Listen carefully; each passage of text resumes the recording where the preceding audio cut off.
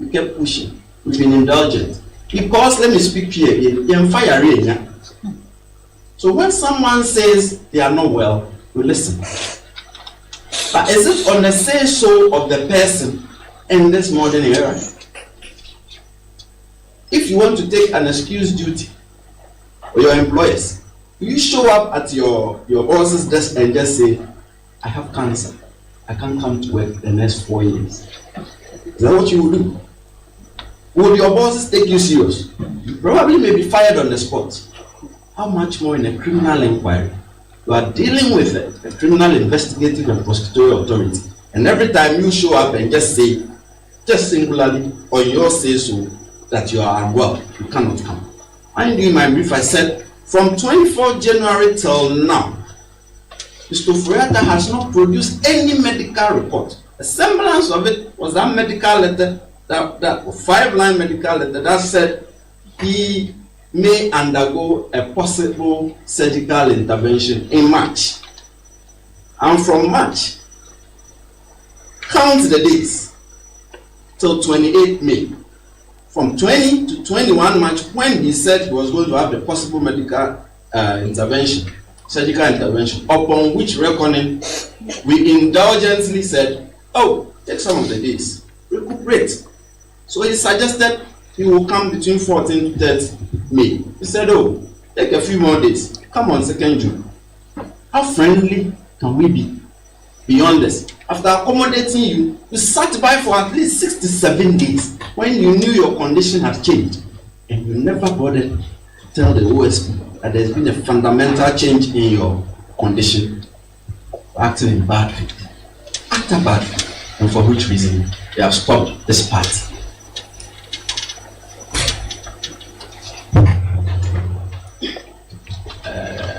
Can we get any hoarse voices? Thank you very much. Including mine. Special prosecutor, my name is Mamisa. Did you hear that? I am the journalist. My first question is, the letter you received from Mr. Ken Ofori-Atta indicating that he is unwell and still unfit to present himself physically for interrogation. Have you independently verified the information that has been given to you, and you know exactly where he is in the US and in which state he is in? Also, you declared him wanted at a point where he doesn't return into the country. At which point are you going to begin extradition processes? Also,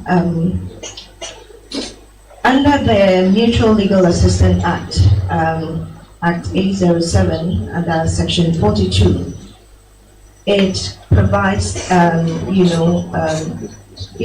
opportunities for hearing of the accused person via video conference, one which the lawyers of Ken Ofori-Atta have proffered. Why are you not considering that? It's all in context. It's all in context. In my briefing, I said on extradition processes we commence it today. Because we had to wait. Maybe there would have been a change of mind from 28 May till now. You never know, because you don't hasten to take such decisions. Maybe from 28 May today to June, over the weekend, you may have employed and arrived in the country. So you wait for your own stipulated expiry date and time to elapse before commence action. So I said, 30 minutes before I came to commence the briefing, we triggered the extradition processes with the right authorities. And around the same time, we triggered the Interpol red notice for his location and provisional apprehension wherever he may be found. Now, you talk about MLA. So first, you asked whether we have independently verified whether he was unwell or not.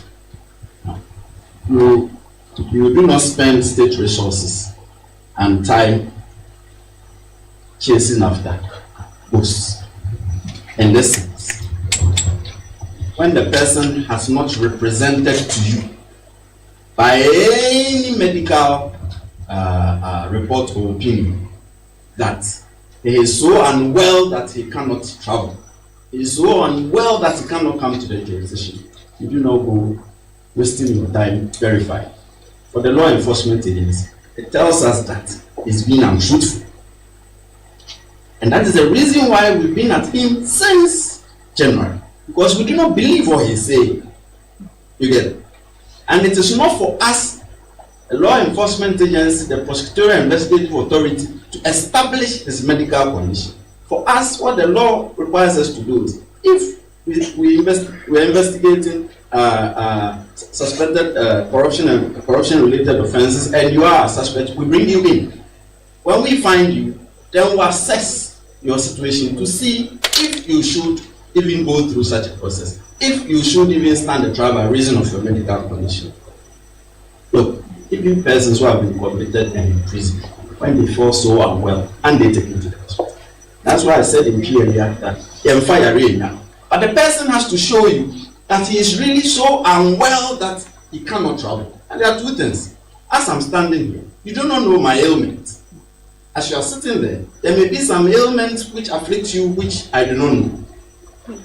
But merely by looking at you, I cannot tell that, oh, you are suffering from this or that or that. What tells us is what I told the first gentleman, a medical report. He's not the only one who's been in the US. He's not the only one who's been to medical facilities in the US. When US medical facilities are communicating with law enforcement, we know the form in which they come. A hospital administrator goes through a tedious process of detailed analysis of his condition to come to a conclusion that he is unfit to travel, and so he shouldn't be made to travel. That is when a law enforcement agency considers things like MLA processes, but not on your say so, not by way of a biopsy report. Once again, biopsy reports in street language, it is merely like a lab test. That shows you have a certain condition. So in his context sense, it's indicated that it says he has cancer. It will be a removal of some tissue or fluid to test whether the tissues put in the cassette indicate cancerous cells. It doesn't mean that he is dying tomorrow, God forbid. It doesn't mean that he is so unwell that he can't travel. You know how many people are walking around with cancerous ailments, but they still show up at police stations and law enforcement agencies. That's why I asked the very first question, what is so special about Mr. Ofori-Atta that he thinks that he can lie on his bed somewhere and say on his say so without any evidence that I'm unwell, I can't show up. Conclusion, he won't come voluntarily. And so we end this process of accommodating and putting back on the wanted list. Yes. That's it. Thank you very much. My name is Oyena Mponsa, and I work with Adom TV. Thank you. You said you wanted Ken Ofori-Atta in person. Is it that our laws do not permit trial in absentia? Is it the case that all the documents that are presented to you by Ken Ofori-Atta, you seem not to have, it has not met your threshold? Is it also possible that the OSP will elect to go through the process or the trial, and at the end of the day, if the court listens to you and upheld in your favor, the court will declare, or the court will put him to a place that he is supposed to be put, rather than it appearing that the SP or the OSP is becoming a judge in his own court? Thank you. On this, I would also want to ask you a question. Is this the first time that someone in our country has been declared wanted? Is it? All the persons previously declared wanted before him, were they human? Or they were not human? He is the only human. There's nothing special about this. That is all I'm pointing at. There's nothing special. There's nothing secretive or esoteric about it. It is just a simple legal process. Law enforcement agency wants you, you show up. If you see the gentleman standing by you, If he comes to you to say that you are under arrest, and you do not go quietly with him, what will happen? You will enforce it. If it doesn't reduce the length of one of your foot, your legs, and hauls you along with him. That's all I'm saying. There's no choice about you responding to criminal law enforcement. See, this video conferencing, this is not a civil inquiry. This is not a taking of a deposition in some matter before which you are filing before a court or not. Mind you, we are still in the investigative stage. We haven't filed it. So everything now is under the purview of the OSP. You get it? Before we go to court, if the court says some emissaries should be taken there to question him under the largesse of whichever authority in whatever jurisdiction he may be found, that's fine. But for us doing investigations, we need to find our criminal suspects. We cannot just sit here and treat things like we are the same person who will turn around and say we are treating some harshly and we are sugarcoating others. For as far as we are concerned, Mr. Ofori-Atta is not special. I will repeat. We investigated a former president. Have you forgotten? On 8 August 2024, I came right in this room and made told Ghanaians our conclusions and our findings. A former president. He was served with the same processes. He showed up. I'll repeat again. Much less a finance minister, a former finance minister. The OSP stands for this. We do not regard persons. We do not regard titles. We do not regard your station in life. Everyone is the same to us. As we have set the precedent of investigating a former president, no one is beyond our purview. Everyone is fair game if we think you are a suspect in a criminal inquiry. Trial in absentia. I indicated so that we've triggered the processes for his enforced return back to the jurisdiction. By the time we are ready to go to court, he is still not here. We will file. If we commence the trial, he is still not here. We'll commence the proceedings and choose to be there wherever he is. If we haven't found him here, if we have not enforced his appearance before. See, criminal proceedings are not to be taken lightly. To respond to them, even civil proceedings. If you fail to respond to civil proceedings, you will be sitting in your office or home one day and processes will be served on you that you've lost your house. Just because you sat by and didn't respond. And criminal proceedings, I'm beginning to feel as if I'm the lecturer about labor. Criminal proceedings, you stand the spectre of losing your freedom, of losing something valuable to you by way of a fine. And that is no proceeding to joke. Can I go? Which is? Oh, documents. Are we a judge now? We are looking for someone to apprehend, and you're asking whether we're a judge in our own course. If we're a judge in our own course, it means the law says we should be a judge in our own courses. But it cannot be the case. The law gives us the mandate to investigate and prosecute suspected offenders. The law gives us the mandate copiously by spelling out our investigative powers. This is all we are doing. Mind you, we are performing a statutory function. A statutory function of investigation and likely prosecution. We haven't rendered any judgment on him.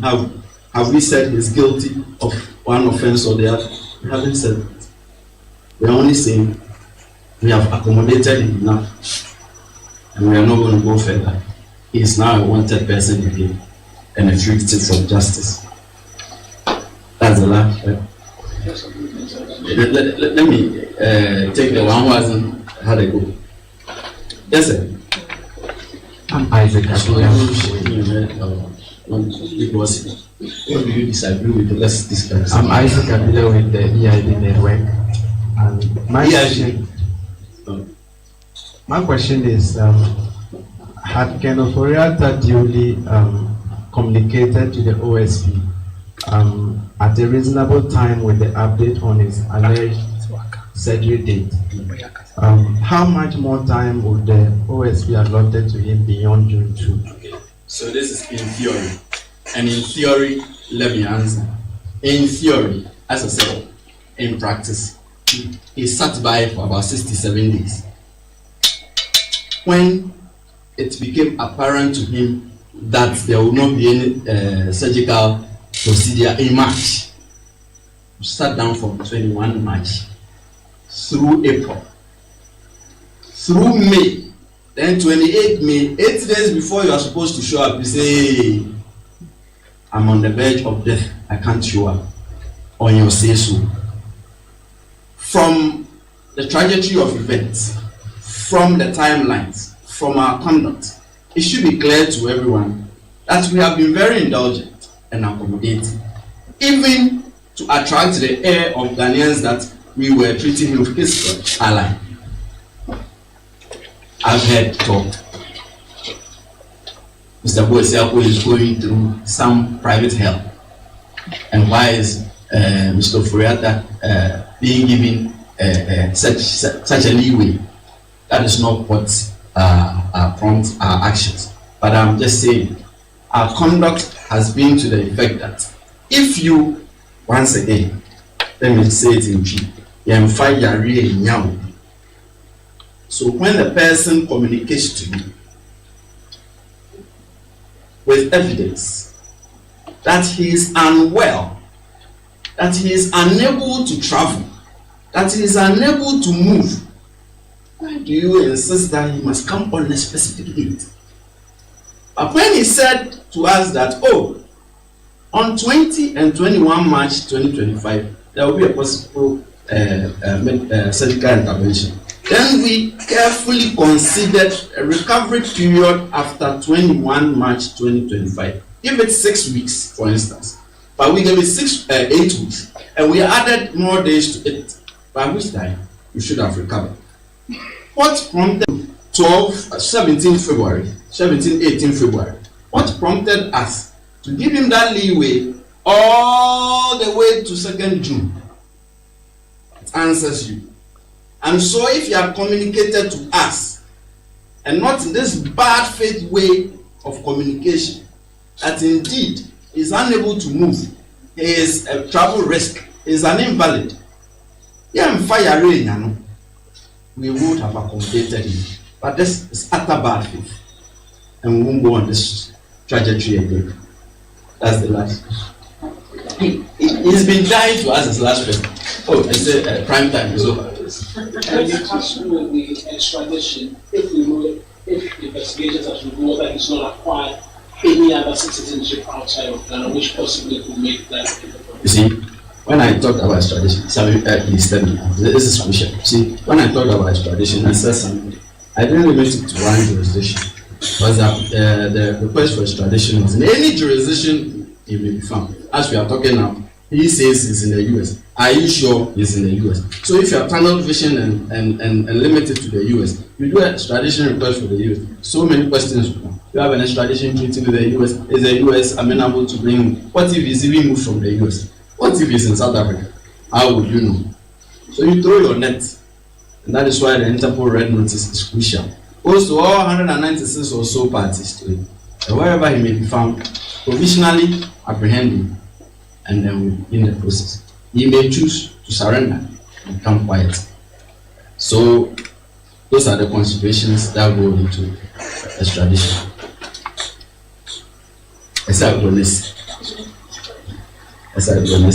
Thank you so much for coming. Have a nice evening.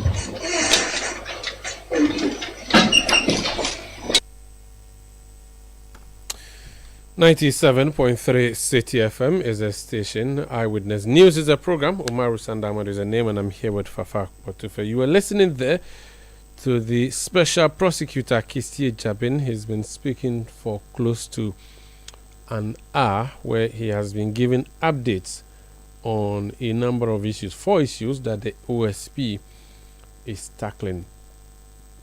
But the big one has to do with former Finance Minister Ken Ofori-Atta. Now, you recall that Ken Ofori-Atta was on the OSP's wanted list that was removed, and now, as we speak tonight, Citi Jabin has just announced that he has replaced Ken Ofori-Atta on the wanted list. But that's not the only thing. An Interpol red notice has also been issued for Ken Ofori-Atta. What that means that wherever in the world he is, any of the countries, and in fact extradition notice as well, wherever he is in the country or in the world, which country has a relationship with us, extradition treaty with us, they are obligated to arrest Ken Ofori-Atta and bring him to Ghana. Let me give you a highlight or a chronology of events as to how the Office of Special Prosecutor has been proceeding. The OSP itself has done a communication, and it listed 5 steps on the red notice, Interpol red notice, that has been issued for Ken Ofori-Atta. And it says, 1, under investigation by the OSP for 5 key issues. 1, Ken Ofori-Atta is under investigation for petroleum and minerals revenue assurance, the contract between Strategic Mobilization Ghana Limited, that's a SML, and GRA. 2, he is under investigation for electricity contract termination, the cancellation of ECG's agreement with Beijing BXC. Another reason that Ken Ofori-Atta is under investigation, according to Citi Jabin, is that his role in the National Cathedral project, the procurement and payment processes that were undertaken. 4, the ambulance deal, the Ministry of Health contract for 307 ambulances. Ken Ofori-Atta is wanted to come and answer questions on that. Then the GRA tax P fund. This is handling and disbursement of tax fund account. So those are the 5 reasons for which the Office of Special Prosecutor was looking for and investigating Ken Ofori-Atta. Now, the timelines, as have been announced by the OSP, in January 2025, the Office of Special Prosecutor named him a suspect, named Ken Ofori-Atta a suspect, and summoned him to appear on 10th February.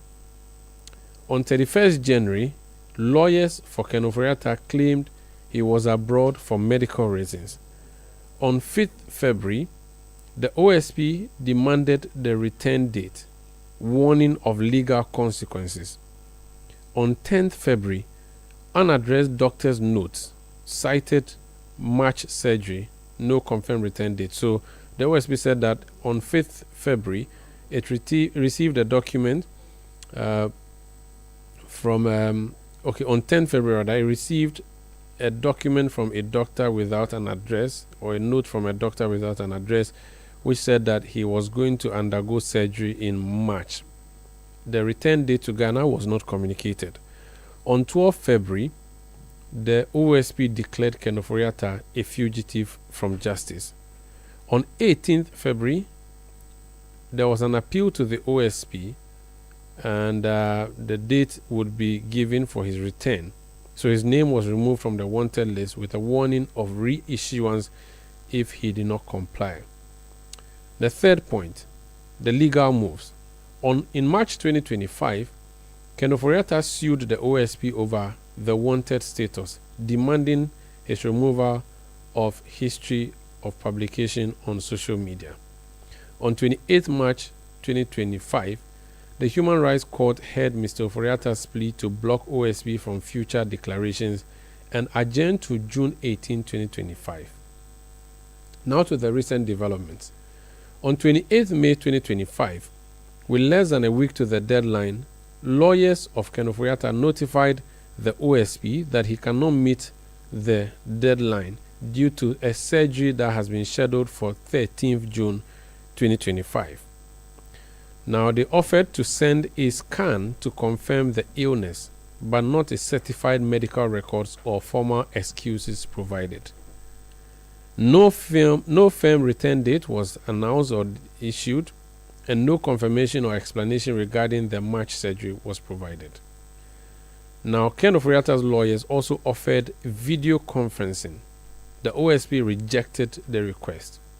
The matter requires physical presence, not delay tactics, according to Kissie Jabin.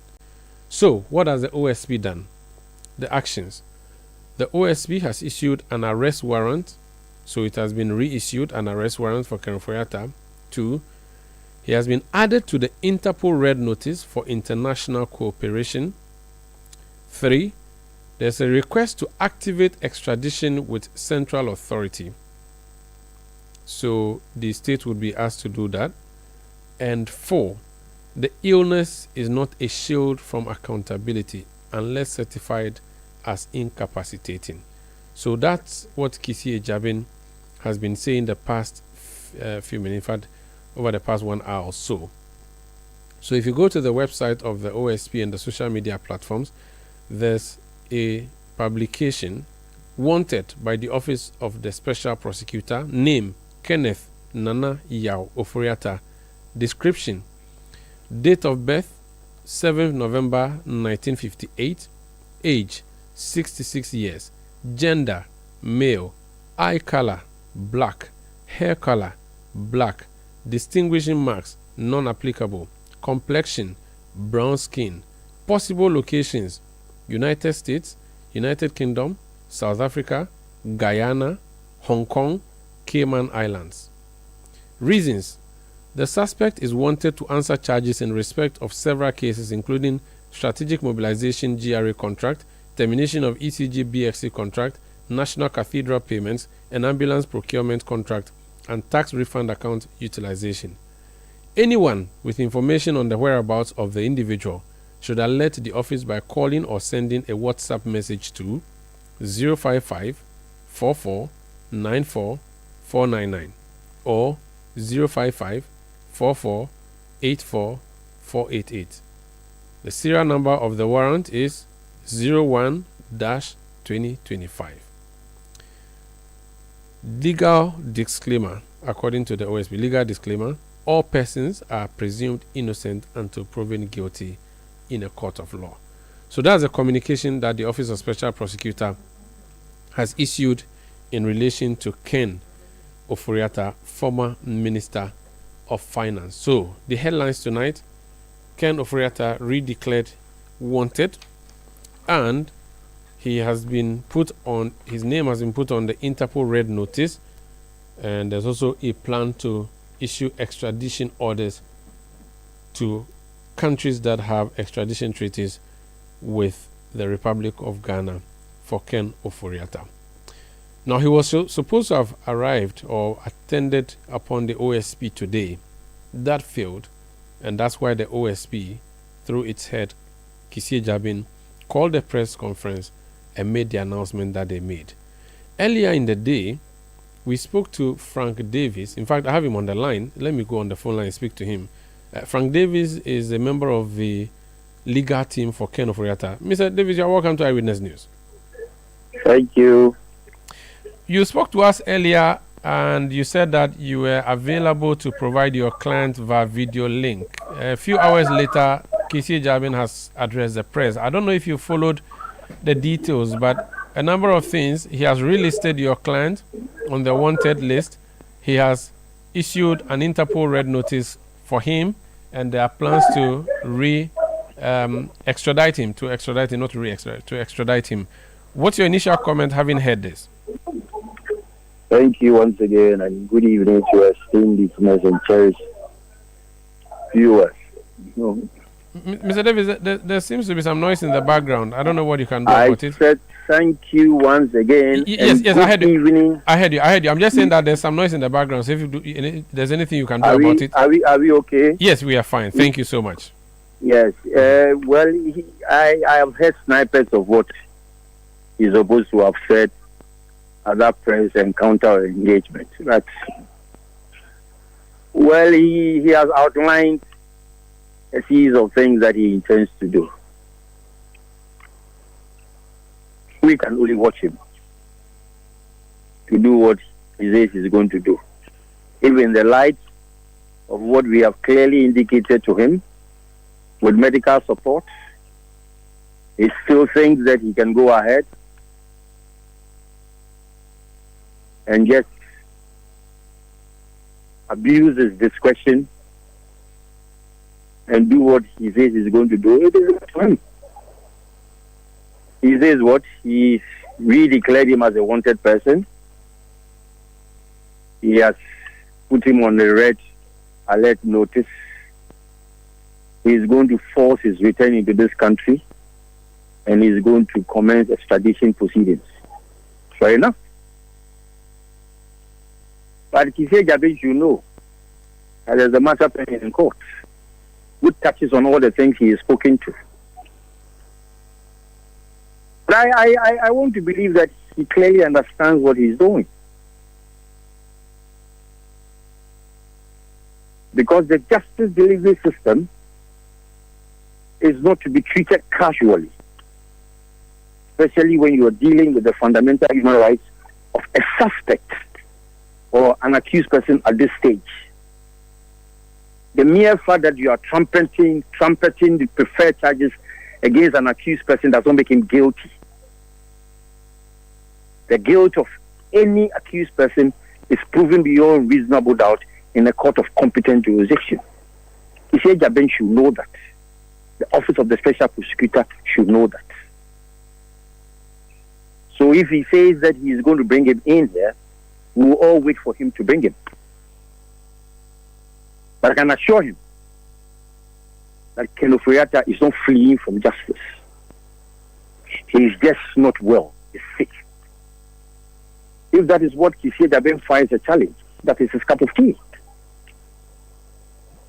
But at least, it is gratifying to note that he says that something was communicated. That's all we can say now. He makes he suggests that your client is engaging in bad faith, and that he waited till 6 days before the June visit, which is today's visit, to spring a surprise on the OSP by saying he would rather speak via video link. He also says that Ken Ofori-Atta has not shown any medical report to prove that he cannot travel to Ghana, and that he simply has no intention to return to Ghana, and that he is not above anybody else. There are people, in fact, he says even former president has appeared before the OSP to answer questions, so Ken Ofori-Atta should not be treated any differently. What is the basis for those comparisons?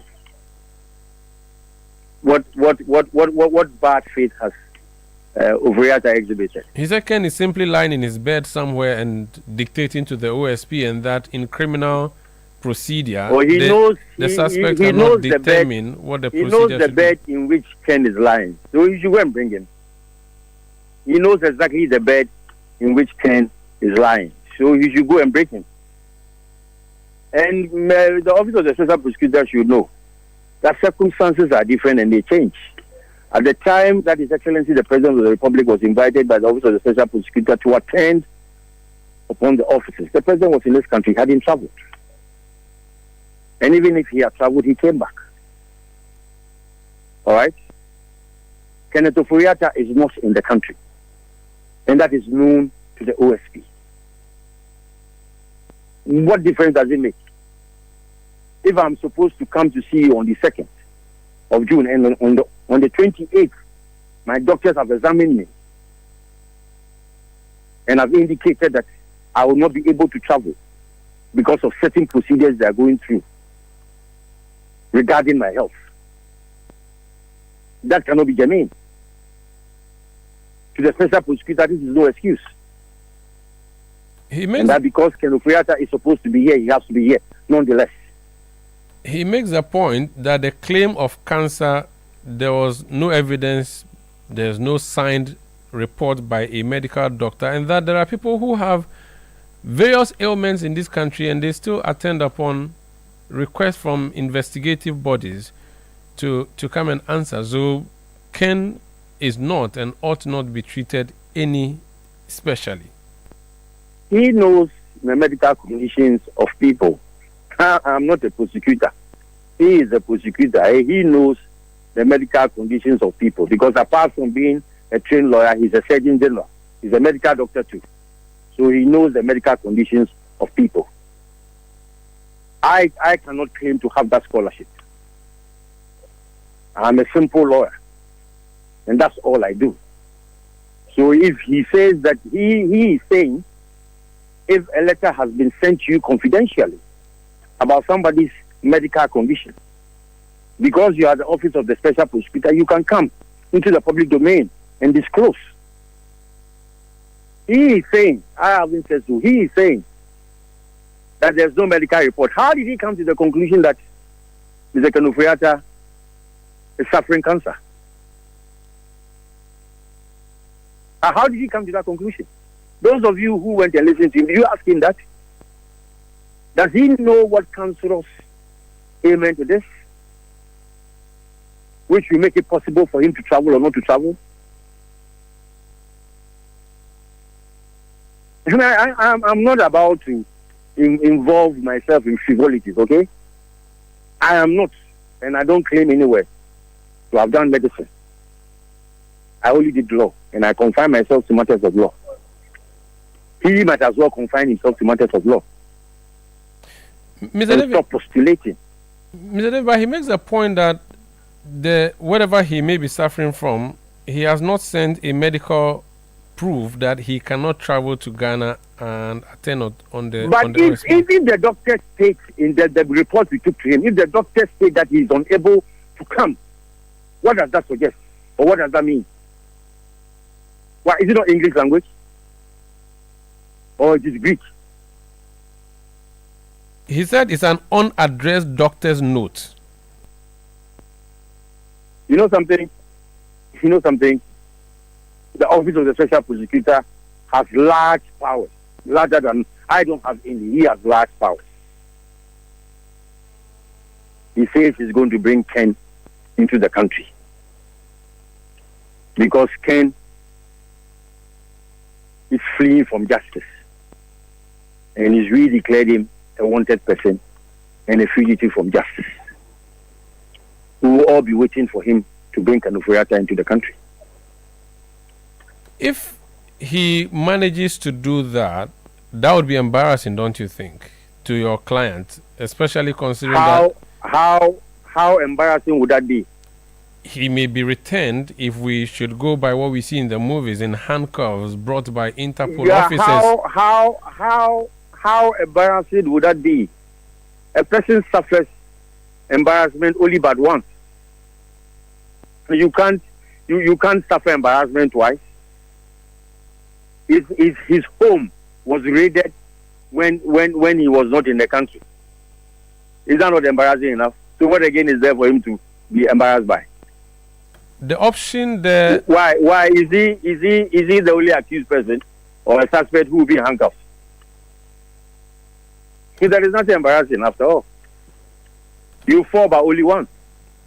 Kisia Jabin so if says, that is what the officer of special prosecutor intends to do, he should go ahead and do just that. Kisia Jabin says that he can choose to surrender, and then he may not have to go through this. Would Ken Ofori-Atta surrender at any of our embassies or any of our investigative bodies? Please don't be asking me such questions. I won't be asking you. You should be asking him those questions. No, he put that as an option for your client. I said don't ask me those questions because I won't answer. He says he will bring him, so let him bring him. Very well. If he will not be able to speak, if he will not be able to come personally to the OSP, but is ready to do an interview via video link, would he also be open to doing a video interview with the media in Ghana to tell his story?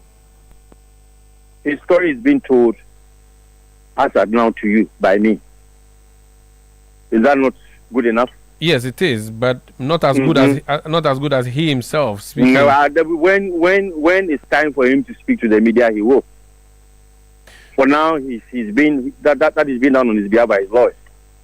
Would you make any attempts to block this Interpol red notice, the extradition attempt? Would you block any of these, or you just watch things play out? Why are you ascribing some mundane powers to me? I'm referring to legal blocking, not spiritual blocking. Oh, but why? Why? He has showed his hand. The officer prosecutor has indicated what he intends to do. Why? We all read. Why is he not the largest as we are? And so we'll also see to our options. That's simple as that. Yeah, that's what I'm asking, if you would be looking through the books to find a way of blocking him. What I'll do for my client is between myself and my client. I don't have to tell you. Very well. But have you, and this is my final question, would you reshift and give Ken Ofori-Atta, not the OSP, a new date by which your client may appear in person, or you stick to the video link letter and that would be it? The Office of the Special Prosecutor has indicated that he has responded to our letter delivered to his offices on the 28th of May, and that he dispatched a response on the 30th of May. Yes. I'm yet to see that letter.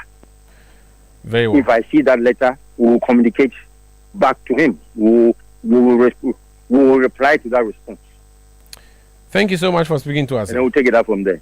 Thank you very much. Thank you. That's Frank Davis. He's one of the lawyers for Ken Ofori-Atta, former Minister of Finance, who's been declared wanted and put on Interpol red notice by Citi Jabin, the special prosecutor in charge of the Office of Special Prosecutor. This is Eyewitness News on 97.3 Citi FM. We'll return with more. Please stay.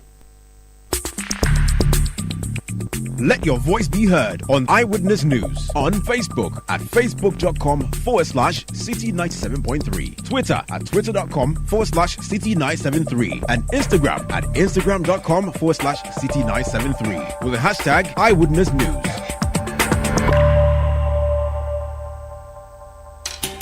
Are you feeling tired after a hard day's work? Have you lost your appetite even for your favorite dish? Viral Blood Tonic is a nutritionally balanced, pleasant-tasting tonic fortified with iron and vitamins to boost your appetite and energy levels for high performance. Viral Blood Tonic, easy to take and good for the family. Viral from Danex Iting Starwin PLC. If symptoms persist after 48 hours, consult a physician. This advert is FDA approved. Are you ready to lead like never before? Ready to master the art of strategy and inspire teams that thrive? It's the Management Bootcamp 2025. An exclusive high-impact training for mid to senior pros. Learn from Ghana's finest industry minds, brought to you by Channel 1 TV and 97.3 Citi FM. From the trusted voices of excellence, Citi FM and Channel 1 TV comes an elite training experience designed to sharpen your strategy, leadership, and communication. Make a date for the Management Bootcamp 2025 from Sunday the 22nd of June to Saturday the 28th of June 2025. The venue is the Platinum Bay and Passion Base Hotels. Call 0242-011-424 to register now. The Management Bootcamp 2025. Lead forward. The Management Bootcamp 2025 is powered by Channel 1 TV with support from 97.3 Citi FM.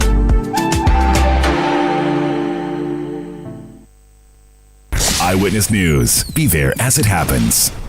You're welcome back. This Eyewitness News on 97.3 Citi FM. From the Office of Special Prosecutor, let's move to another investigative body, the Economic and Organized Crimes Office, EOCO. The NPP Regional Chairman for Ashanti, Chairman Wuntumi, his real name, Bernard Entry Bosiakon, has been in custody since last week. His bail conditions, we are told, have been met, but he's still in custody. At least that's what his lawyers have been saying to us. Tonight we are learning that party supporters have massed up once more at the EOCO offices. Last week Friday they were at the NIB offices. Charles Owusu-Kumi has been following this from day one. He is my colleague here in the Citi Newsroom. He's joined me on the line. Charles, you're welcome to Eyewitness News. What's happening tonight? Well, Sandra, the crowd is getting incensed and they've been agitating for the release of Wuntumi. Some of them have been here since 6 a.m. A very expectant crowd since morning. They've been hoping that Wontumi will be released since the application that was meant to vary the bail conditions has now been withdrawn.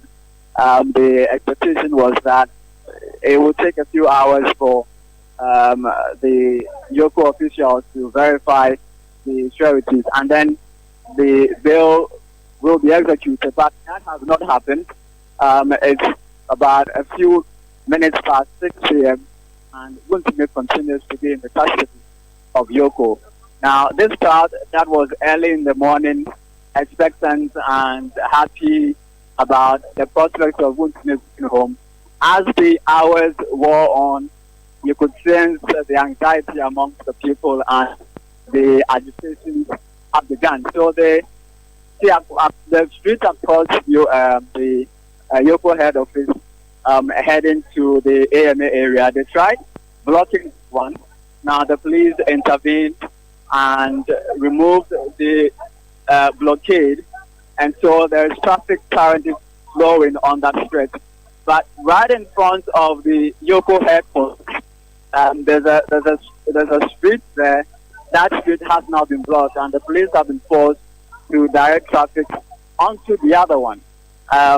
These supporters, most of them coming from the Ashanti region today, hoping that Wontumi gets released, but he's not been released, and it's become a bit of chaos here at the EOCO headquarters.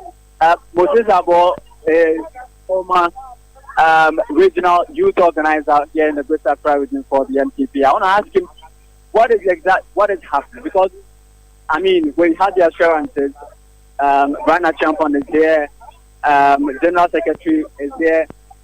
Wuntumi's lawyer himself is also in there. We've seen Wontumi in there, and the assurances that we've been getting all day was that it was going to be released. So why aren't your people calm enough, waiting for him to be released? Please, I'm not happy by saying why was our people to come. My people didn't do anything. But they have blocked the road. We have not blocked the road. We heard it coming out, and I want to go and reach him and go to the police. And again, the police are preventing us from even getting close to the street. As I'm talking to you, I'm here with the police and yourself. I'm here with you in the middle of the street. Yes, but the police have been forced to direct traffic. So the numbers are becoming more. So indeed, they have to leave one road for the people. I don't think we have used our strength or our force to block the road. Is this because members of the crowd here feel that we may spend another night in local custody? Well, I don't think there's a fear like that, because I'm 100% sure that he is coming out. Because where I'm standing and the information that I'm gathering, know very well that someone will be coming out this week.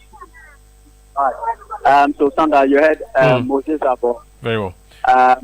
Trying to, help us make sense of what is happening here. But I can tell you, so now the police have now formed a sort of a wall,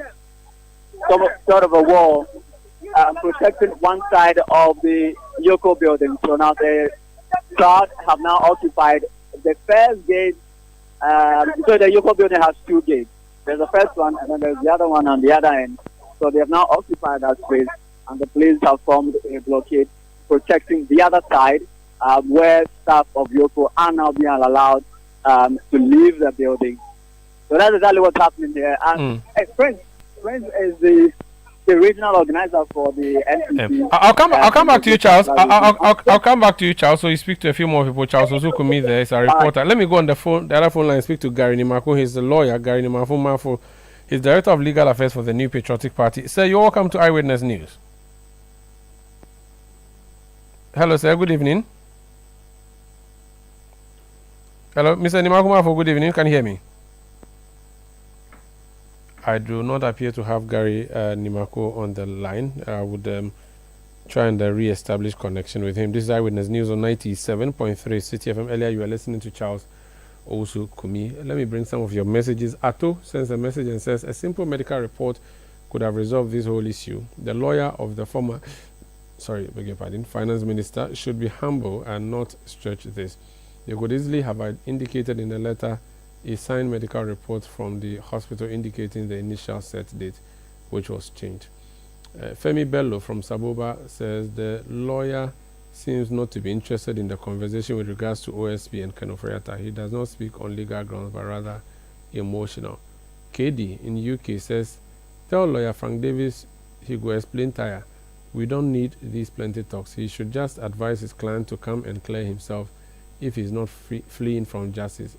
If MPP has won, he would have come and worked in this country under the continuous governance that Ghanaians put up with in the past 8 years.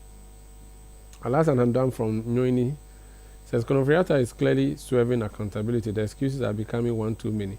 And it's in this latest attempt to seek a virtual interview under the guise of medical complications only adds to suspicion.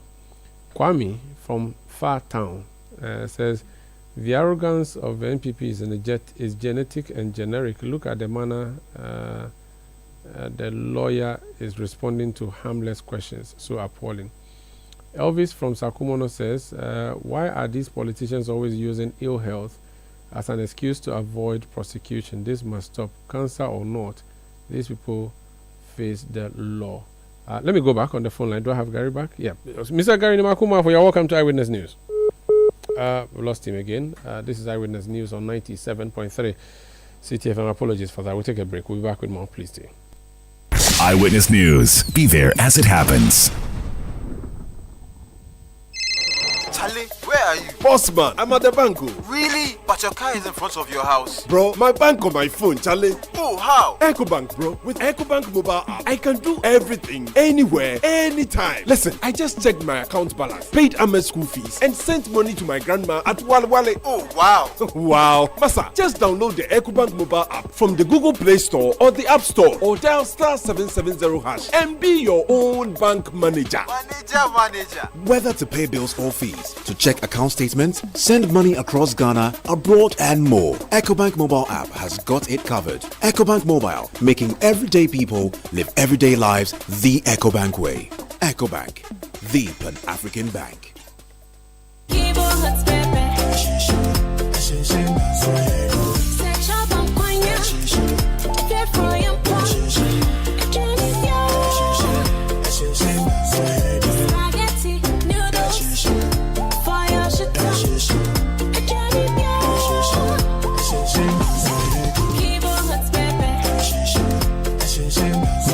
Hot pepper powder.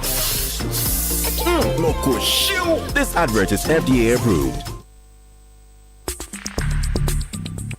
Let your voice be heard on Eyewitness News on Facebook at facebook.com/Citi97.3, Twitter at twitter.com/Citi973, and Instagram at instagram.com/Citi973 with the hashtag Eyewitness News. Get the details. Every significant financial transaction, every market movement, and all the policies that affect your business. Citi Business News. Be informed. Time now for Citi Business News on Eyewitness News. I am Melody Fafa. But to further details of our stories now.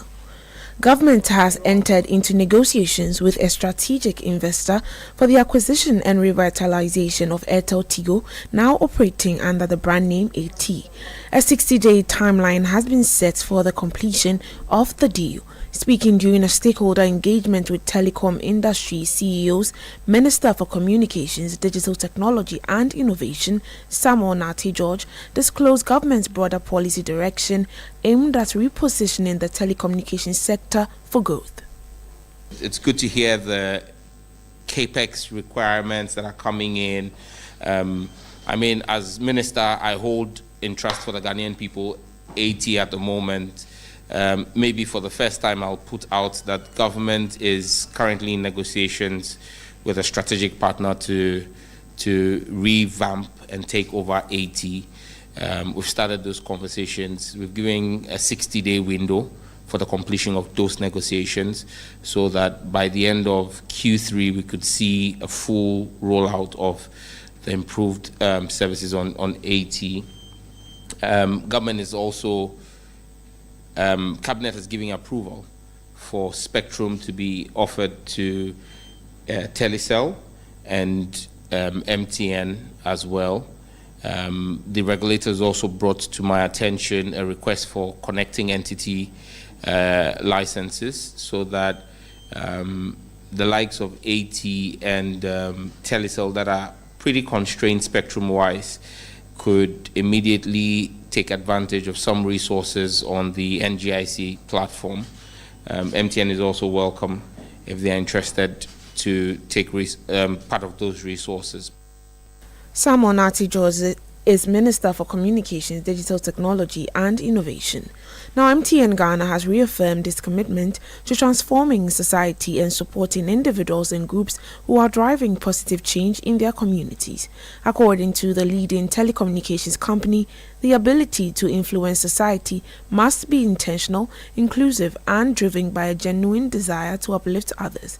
Chief Corporate Services and Sustainability Officer of MTN Ghana, Eyewitness Ofori-Atta, speaking on the sidelines of the grand finale of the MTN Heroes of Change Season 7 in Accra, emphasized that MTN's long-standing investment in social impact initiatives reflects its belief in empowering change makers across the country. The MTN Foundation is doing a lot. As we all know, we focus on education, on health, economic empowerment. In the space of education, we've been giving out bright scholarships every year. This year, no different. We are giving 300 scholarships to students and 200 to teachers because we need to make sure that as we are building digital skills, we also have teachers who can teach, the people who go into the ICT and STEM fields.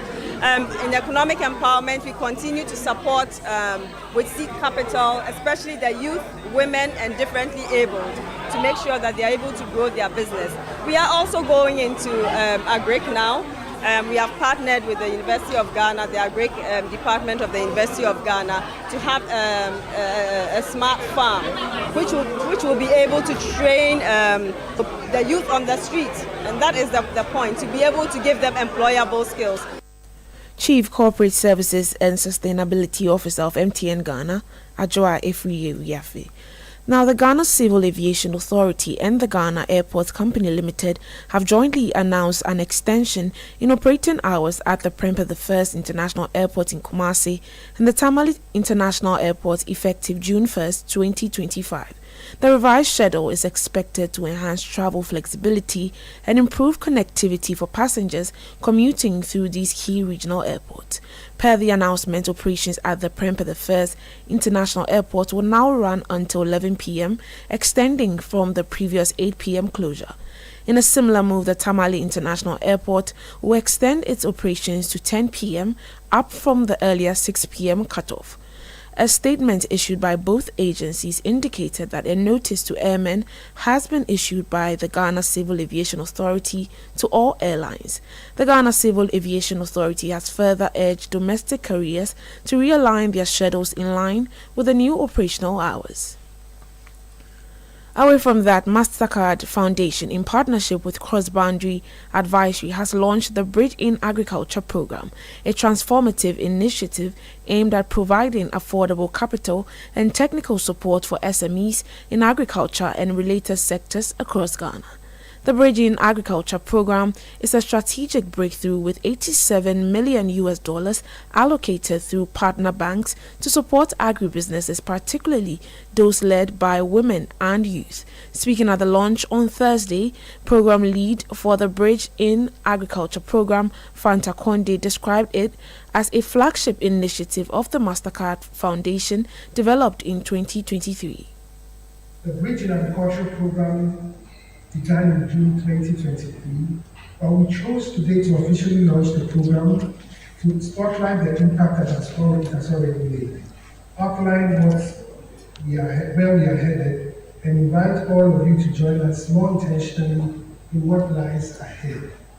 Today, we want to invite you on a journey that seeks to empower youth and enterprises that are employing young people to sow, grow, and succeed.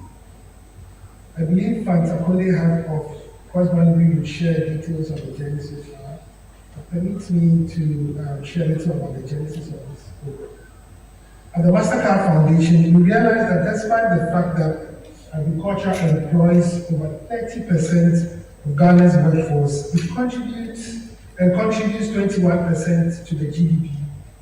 Less than 5% of total bank lending in Ghana goes into the agricultural sector. This is a staggering mismatch. Fanta Konde is program lead for the Bridging Agriculture program. Now, on his part, Deputy Agriculture Minister John Dumelo highlighted the importance of the program in Ghana's drive for inclusive, technology-driven and youth-centered agricultural transformation. Away from that, financial consultant and executive coach Doris Ahiati is urging Ghanaians to take deliberate steps in developing a consistent savings culture, warning that intentionality is key to achieving long-term financial stability. She notes that in today's challenging economic climate, with many households grappling with rising costs, job uncertainty and unexpected expenses, it is essential for individuals and families to consciously prioritize saving, no matter how small the amount. She made the call on week 1 of the Citi Business Festival 2025 on-air series with a look at savings. It's a habit. When it comes to habits, anybody at all can form the habit. Now, I also think that it is crucial that every individual has this particular kind of habit. You will not be born with it. Many of us are not born with it, but we must learn to cultivate this habit by intentionally, initially taking the action of setting something aside, deferring the consumption so that in the future you can enjoy more. And I like to compare Ghana to other countries. Generally, Ghana is known to be one of the countries with a very low savings rate. When a country has a low savings rate, it means that its people have a very high marginal propensity to consume. We just spend everything that comes into our hand. I know people out there will charge on me, but how much is coming into our hand? But this is where the importance of the habit comes in. Once you are focused on the habit, when you have only 1 Ghana cedi, you know that I should put aside some 5 pesos, and eventually these little drops become the pool. Doris Ahiati encouraged individuals to explore more structured savings and investment options to maximize their savings potential. So the first item when we think about the types of savings would be having an emergency account. If you should find yourself unable to earn income during the COVID, when some businesses shut down, some people really quickly run out of funds. If you don't have an emergency savings account, how do you survive? So think about the future.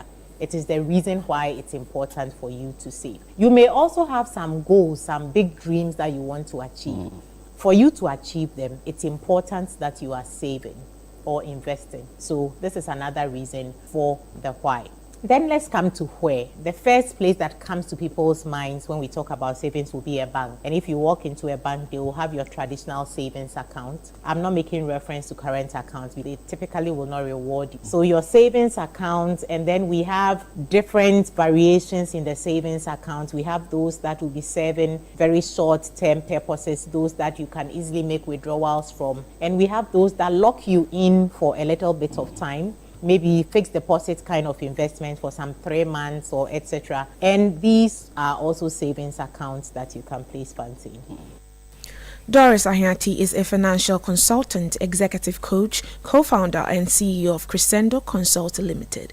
Now, the Citi Business Festival 2025 is powered by 97.3 Citi FM and Channel 1 TV with sponsorship from Absa Bank, MTN Ghana and Zonda Tech Ghana Limited. And that's all for this edition of the Citi Business News on Eyewitness News. I am Melody Fafa. But to fair up next is Point Blank. Let your voice be heard on Eyewitness News on Facebook at facebook.com/Citi97.3, Twitter at twitter.com/Citi973, and Instagram at instagram.com/Citi973 with the hashtag Eyewitness News.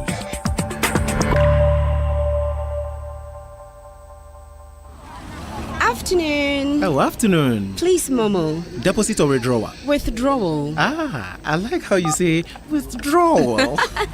How much? 500 Ghana. Why allow cash out? Yes. I feel ball number no mami why. 0241 789 Ah, nice one. Approve. Please, the agent's name, is it Mipesika Bebre to Coin Ventures? Hey, into what body you now? She. My let into. I have to verify. Always confirm the name of the person you are receiving money from before accepting a request. If you receive a request from a friend to send money to an unfamiliar number, call to confirm before taking action. Do not share your number with strangers for the purpose of receiving e-cash in exchange for physical cash, because the source could be criminal and result in legal actions against you. MTN. Polytank is everywhere, durable and authentic. Stronger brand you can trust. Polytank, we get some more Rambo and get some more super. And the Polytank, we did Polytank. Papa no no, papa no no, papa no no, papa no no, papa no no, Alcasa. Polytank, the original, always the best. Let your voice be heard on Eyewitness News on Facebook at facebook.com/Citi97.3, Twitter at twitter.com/Citi973, and Instagram at instagram.com/Citi973 with the hashtag Eyewitness News. Eyewitness News. Be there as it happens.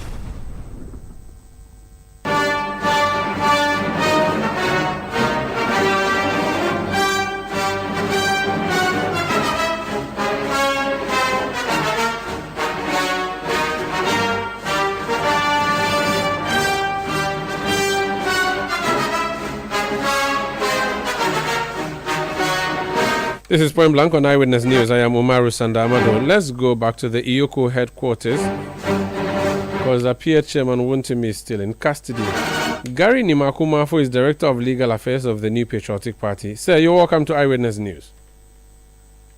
Good evening, Umaru. How are you? I'm well. How are you too? I'm fine, by God's grace.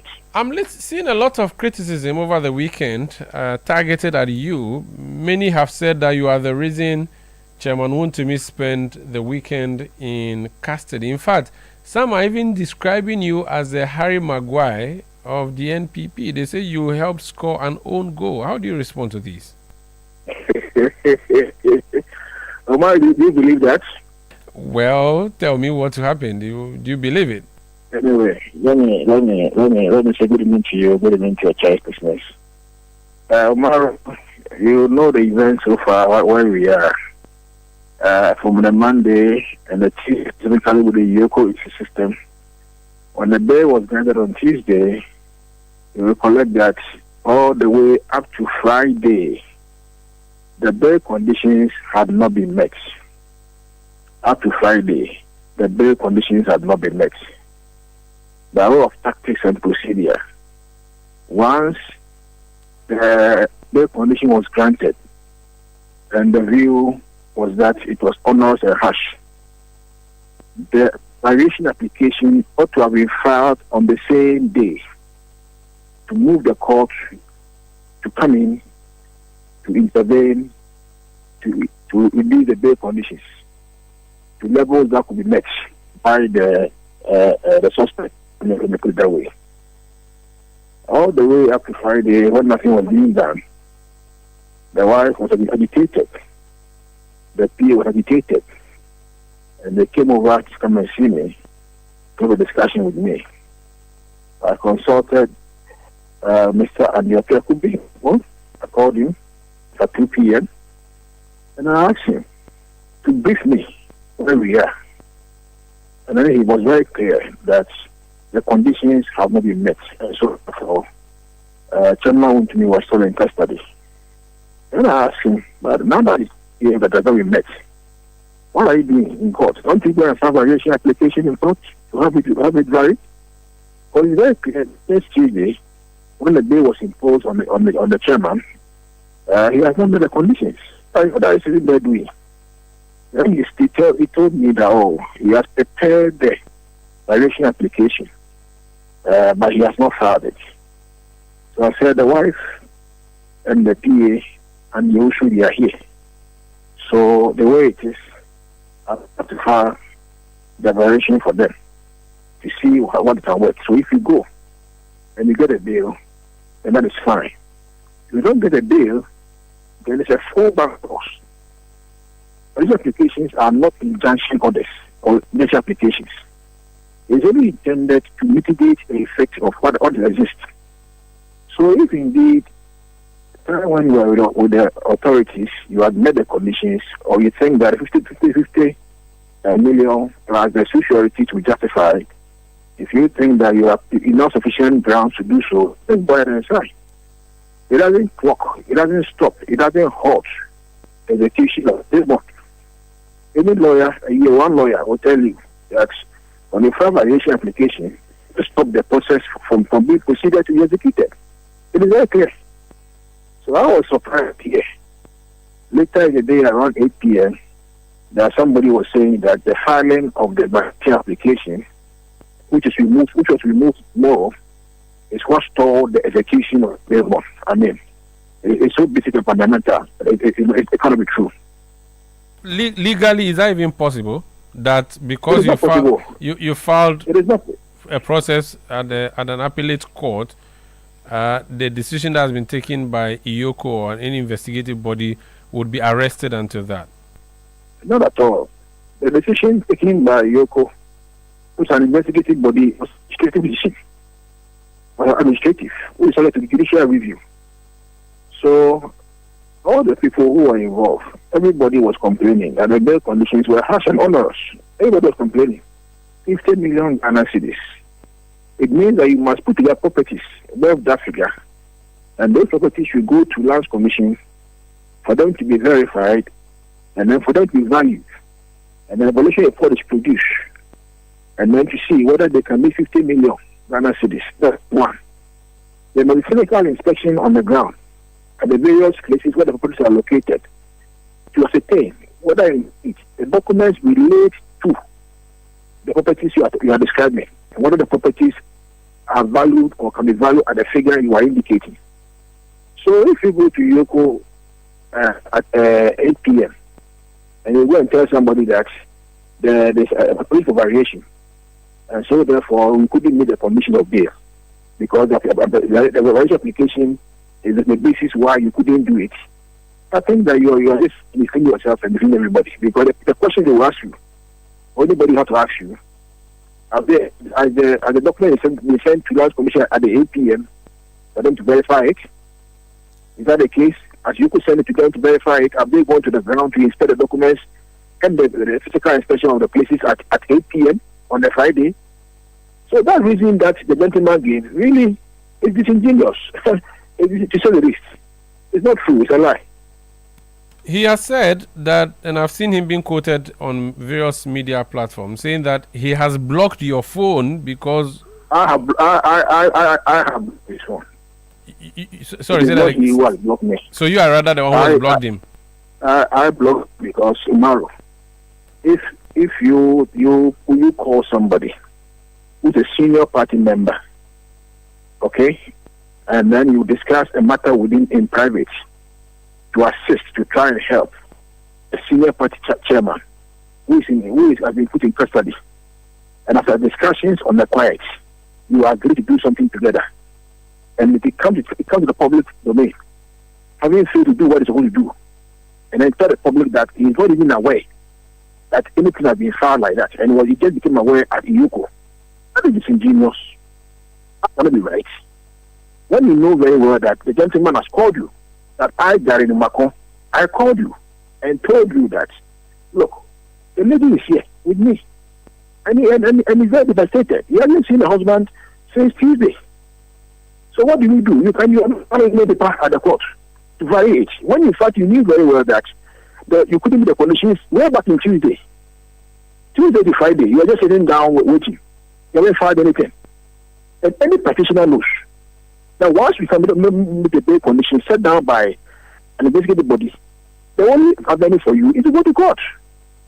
So what were you doing by waiting from Tuesday to Friday? Even at the Friday, he had not filed anything at the court. But listen, and when somebody files an application for variation, you come and say that is what stored the process. How about what stored the process? Is it an injunction? It's not an injunction. So Omaro, that cannot be correct. With all respect. If I were reporting for any of those old newspapers or tabloids, I would have said Sayo in MPP legal team. That appears to be what has happened. That you are disappointed in a member of your team to the extent that you block him. The center is not holding. The center is not holding your legal team. Omaro. Yes, sir. I'm holding. There is a legal directorate. Please, there's a legal directorate of the party, of which I am the head. And the Apiakubi is not part of the legal directorate. So there's no confusion at all. But you still need him as a party member, possibly, considering that he's representing someone as high profile as Chairman Wontumi. You need him. You need communication from him. Let the bill process end. And the next step after that. Would you take over the case when he's out? At this stage, we are pleading with EOCO. They should release him. It's been over 48 hours from Tuesday up to now. They should release him. The man is not feeling well. We are pleading with them. They should release him. Let him go home and go and take care of himself. Okay? Then if you think that there are sufficient grounds to come back to do further investigation, and you think that you may charge him or you may not even charge him, it can go on. But I'm very worried that you are keeping him, within after 48 hours since from Tuesday last week. So tomorrow will be exactly 1 week when they pick him up. Why? You are begging them. You are begging EOCO. Please, release the chairman to me. Release him. You are begging you. Release him. Release him. You see, the matter cannot end at EOCO. It cannot end at EOCO. If they have to go to court, it will go to court. But we are pleading with EOCO. Please, release chairman to me. You are begging them. That is what we are saying. So the media reports, for instance, the Herald today says legal chaos between Wontumi's wife and lawyers keeps him detained. I'm just wondering, who is his current lawyer now as we speak? Has a legal directorate taken over, or Andy Apiakubi is still his lawyer? We have not taken over. We have not taken over. We want Wontumi to be brought out of custody. The party will sit down and have a discussion, examine the case, examine whether this case is a party matter or just a personal matter. If this case at the beginning, our understanding was that it's a party matter, there will be nothing about representation difficulty. I will have taken over immediately, okay, and assemble a team of lawyers in the legal directorate to pursue the case with them. But we have just they should release Wontumi to come. After it's released and come, we will evaluate whatever they are saying and know the facts of the matter, the evidence they have so far, and then look at the matters, whether these are matters that really can go to court. But for now, all that we are saying is that he's been there for almost 1 week. It is too much. Enough is enough. We are begging them. Release Wontumi. Let him go home. We are begging them, please. We are begging them. Omaro, if you add your voice. I was going to add my voice. Then I remembered that you started with threats before you now started pleading. So I'm not sure which one it is. In fact, a lawyer has sent me a message. Let me read it for you. He says, tell Gary to stop talking that way. If the party knew that they would go to court, why did they go to the EOCO? If the conditions are harsh and they knew, why didn't they go straight to court? So Gary claiming that Andy was dealing is totally misplaced. Why were they stampeding EOCO and massing up? So that's what a lawyer has sent to me, and my summary of that is that if you knew you were going to beg, why did you start with threats? No. You see, there's a moral situation to all these things. Inform the lawyer who sent the text to you that he ought to know that you could not have kept the gentleman for more than 48 hours, and he knows that. Yeah, but they are not. Technically, they are not. They have opened the door, but there's a condition before he can walk out, and that condition you have not met. And if you knew from day one, you could have gone to court and say to the court, "Please vary the conditions." That's in the procedure. You could do that. That's why I'm saying that. Once 8 hours was due, and they had not put him before court, they ought to have put him before court to take a court bail. Don't use this one as a cloak. It's what you are doing now. It's a cloak to detain him unlawfully. Please educate me. Please educate me. Giving you bail. Please They are giving you a bail. Yeah, just educate me quickly. If the police detain somebody, what does the law say? They are supposed to allow them to go home within 48 hours or send them to court. Allowing them to go home means saying that we have granted you police inquiry bail. Now, if police inquiry bail is granted, which is the sine qua non for going home, if you do not meet it, can you go home even if 48 hours is gone? Yeah, if you don't meet the bail conditions set by the police, immediately you must file the bail variation at the court. That is what I started by saying. That when EOCO gave the 50 million bail condition, we took sure to be justified. At that time, the author processes had at that time on the same Tuesday in court to get the court to intervene. And that was not done until Friday when I came in consultation with Andy Akubi to discuss with him. And when he told me that, he has prepared it, but he has not filed it. How will you get that point? He has prepared it, but he has not filed it. If I had not called him, how would I have known that Andy has prepared it, but has not filed it? But that should have been filed way ahead of time. So at this stage, it's not as if we are just informing EOCO that what they are doing, really, they are breaching the constitution. So if there's a breach, all this for all. Sir, if there's a breach, there are other options. So habeas corpus is there. You have all these options. You didn't. Okay, maybe you may not, because the first attempt you made, you've had to go and withdraw it. But the lawyer could have gone through that too. No. Well, at stage, let us not do blame game of lawyer who could have done and did not do and all this. What is important now is that we just want Chamawu to be released. Okay. Let him come out. Just one more on the behavior of the party versus the behavior of the legal team. Is your team aware that the caucus in Parliament was going to march on EOCO and demand that he be freed? Did you know about this? Did you approve of that? And what do you think of that? No, Romaro, I don't think this question you're asking me is fair. I will not answer. Okay, if it's not fair, then I withdraw the question. My next question: why did you withdraw your motion? Yes, I withdrew it because Friday evening around 8 p.m. I saw an interview in circulation, ostensibly claiming that because the variation application was filed, that is what has stalled the bail process and it could not be executed. And I said, no, that is wrong. I mean, it's not possible that when you file this application and you have actually made the condition, it can stall the process.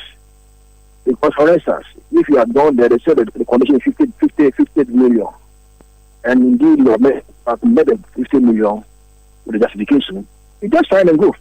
That is all. You sign and go. You don't say that, even though I have met it, I'm not going to continue or I'm not going to continue. That really is wrong. So I said that cannot be a reason for the process to stop. It's not possible. Yes, but the family were here the day after the house with the wife. We had a discussion, and then they said that we have been assured by Andy that once I withdraw or I discontinue, it can be on Monday. So I said, okay, if that's what he is telling you, no problem. But if you understand one thing, if the bill doesn't go through on Monday, it means that if you are going to verify the paper, you go through another cycle of 4 days. Because motion of notices, you need 3 clear days on the other side to serve them. So because it's a fallback clause, once this one doesn't go through, quickly you can go and move this one in court. But if you discontinue, and the bill doesn't go through, you'll be compelled to not refer. And then refiling, you need to give the other side 3 clear days. So it's a very dangerous thing that you go and do. But they said that's the instruction. Okay. So once that's the instruction, a lawyer, you work according to instructions. So I had to, make sure this morning by 9:10 it was discontinued. Very well. Do you know whether or not all the conditions have been met, sureties have signed, every inspection has been done as of now? Do you know? What I know at the last count was that they were doing inspections. But as of now, I'm told that they are still within the EOCO premises. So they may have finished with the inspections? I don't know for a fact sure. that they are doing the inspection. I don't know for a fact. But I was told about 3 hours ago that they were doing the inspection. But I don't know for a fact that they have finished it. The inspection is true. They must go to the physical location of all the properties to see where they are. And also the documents. Very well. Yeah. Thank you. Thank you so much for speaking to us then. Thank you, Maro. That's Gary Nimakumafo. He's Director of Legal Affairs of the New Patriotic Party. Now, the Asante Nyotumfo is in Accra. He has attributed the failure to tackle illegal mining to corruption and political miscalculations. He's been in Accra over the weekend, and today he was at the Global Mining Summit, and he warned that the continued destruction of water bodies through illegal mining poses a grave threat to the country's environment and the future, calling for an urgent and sustained action to put an end to illegal mining. Any development that threaten to impact negatively on the industry. So, the universal concern about the impact of illicit mining on the environment in Ghana is therefore perfectly understandable and very much welcome. The pollution of our water bodies, the destruction of our forest space, and the degradation of our virgin lands cannot be allowed to continue unchecked. So, they exasperate the destruction of our environment and multiply our vulnerability to the effects of climate change. So, it cannot be denied that a cocktail of regulatory failures, political miscalculations, and corruption have combined to make the task of curbing the menace more challenging. But there's no issue here which is insoluble. We have an opportunity to calmly dissect the policy options and tools available to deal with the problem.